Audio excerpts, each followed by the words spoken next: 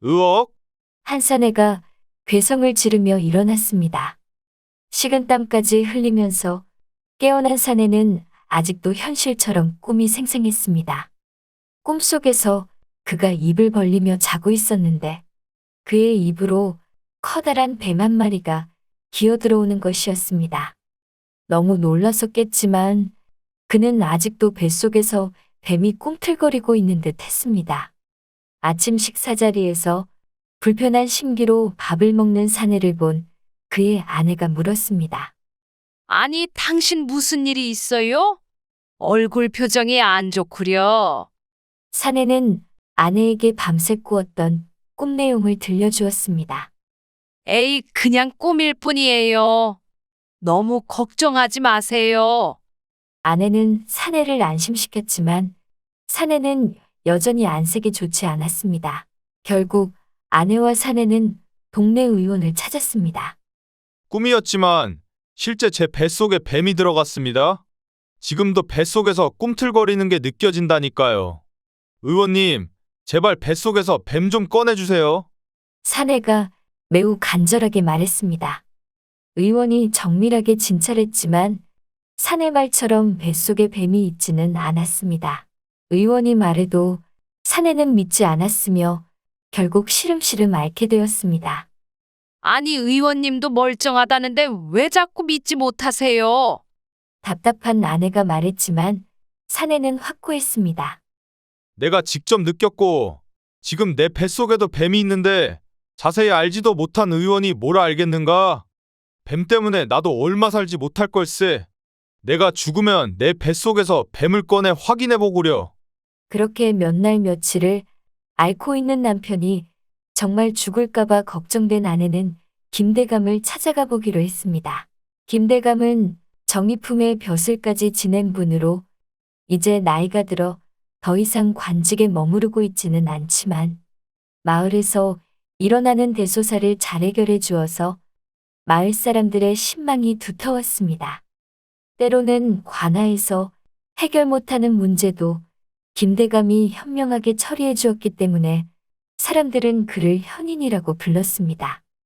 아내는 김대감을 찾아가 상황을 설명했습니다. 대감님, 제발 저희 남편 좀 살려주십시오. 저러다가 정말 죽게 생겼습니다. 모든 이야기를 들은 김대감이 말했습니다. 자네는 너무 걱정 말게. 내일 아침이면 그 뱀은 반드시 다시 나오고 남편도 기운을 되찾을 걸세.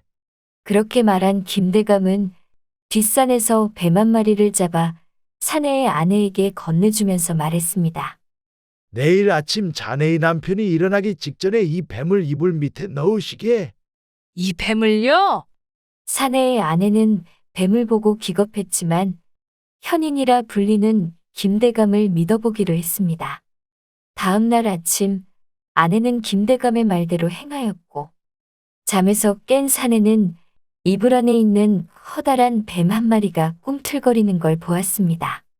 그는 기겁을 하며 이불을 박차고 일어났습니다. 그리고 그는 아내를 부르며 소리쳤습니다. 이복에 이걸 보시오. 내가 분명히 내 뱃속에 뱀이 있다고 하지 않았소. 그 뱀이 이제 다시 기어나왔구려. 의원들도 다 아니라고 했지만 내 말이 맞지 않았는가? 시름시름 앓던 사내는 어느새 기운을 되찾았고 신나서 떠들고 있었습니다. 그 모습을 본 아내는 김대감의 해결책에 감탄하며 그가 들려준 말을 떠올렸습니다. 가장 큰 병은 어딘가 아프다고 여기는 우리의 생각이요. 그 부분만 해소되면 모든 게 해결될 것이요. 한편 마을에서는 이번 일로 김대감의 현명함이 더욱더 알려지게 되었고 이런 현명함은 옆마을에까지 알려지게 되었습니다. 모두들 김대감을 통해 자신들의 어려움을 해결하고자 했는데 최부자 역시 그중 한 명이었습니다. 그는 자신의 아들을 데리고 김대감을 찾아갔습니다. 어르신의 현명함을 통해 제 어려움을 해결하고자 하는데 도움 좀 주실 수 있을런지요? 허허, 현명하다니요. 그렇지 않소이다. 그저 상대방의 이야기를 조금 잘 들어주는 것 뿐이지요. 제가 도움이 될지 모르겠지만 같이 고민해 드리겠습니다. 김대감의 말에 최 부자가 연신 감사함을 표하며 말했습니다.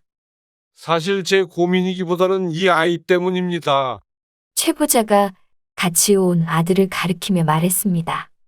하나 있는 자식이라 어려서부터 부족함 없이 정성껏 키웠는데 요즘에는 꾸짖어도 도무지 말을 듣지 않고 군것질을 너무나 많이 합니다. 제 말은 듣지 않아서 대감님 이야기를 해주었더니 대감님 말씀이면 무엇이든 듣겠다고 하는 것입니다. 그래서 이렇게 찾아왔습니다. 대감님께서 한마디만 따끔하게 해주시면 이 아이도 더 이상 군것질을 하지 않을 것입니다. 그 말을 들은 김대감은 소년을 가만히 보았습니다.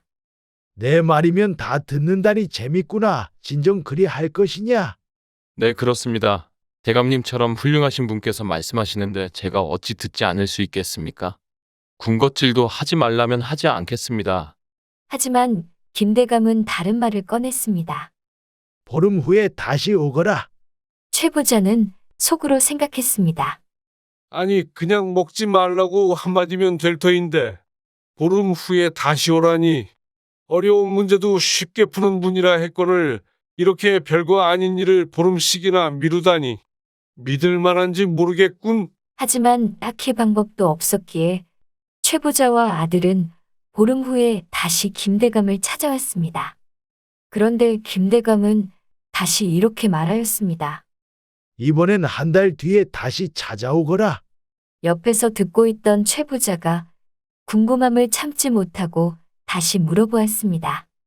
아니 먼저 번에는 보름 후에 오라 하셨는데 이번에는 왜 그보다 긴 한 달을 더 기다려야 합니까?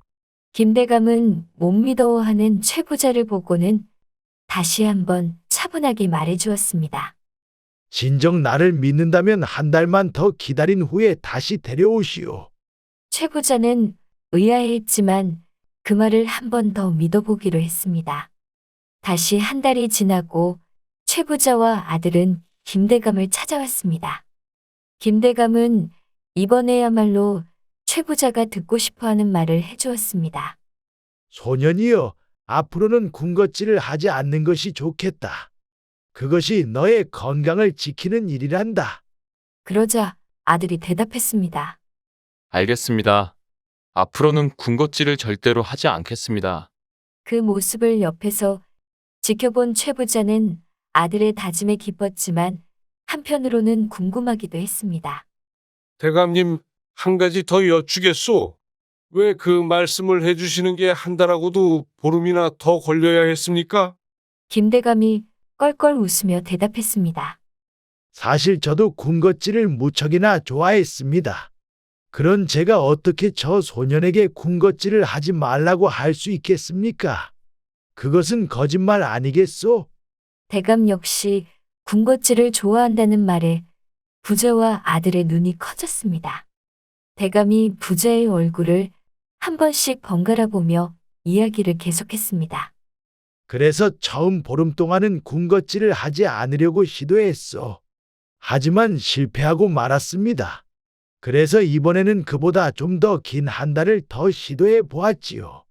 이제서야 저도 군것질을 안 하게 되었습니다. 그래서 당당하게 소년에게 말할 수 있었지요.